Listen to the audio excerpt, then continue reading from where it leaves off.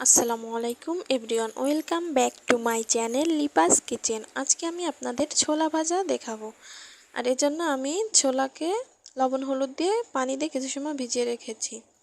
এখন একটা পাতিলে আমি বালু দিয়ে এটাকে ভালোভাবে গরম করে নিব এবং এর মধ্যে আমি কিছু ছোলা দিয়ে ভালো করে নাড়াচাড়া দিব। প্রথম দিকে ছোলার দিকে বালু অনেক লাগলেও পরে আস্তে আস্তে এটা ঠিক হয়ে যাবে। এভাবে অনবরত নাড়তে থাকতে হবে। আস্তে আস্তে দেখবেন আপনার ছোলাগুলো ফোটা শুরু হয়ে যাবে। দেখুন আমার ছোলাগুলো ফোটা কিন্তু শুরু হয়ে গেছে। এরকম করে আমি আরও কিছু সময় এভাবে নাড়াতে থাকবো।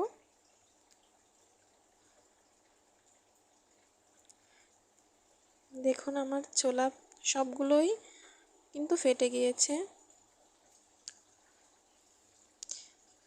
এবার আমি এটাকে তুলে রাখবো।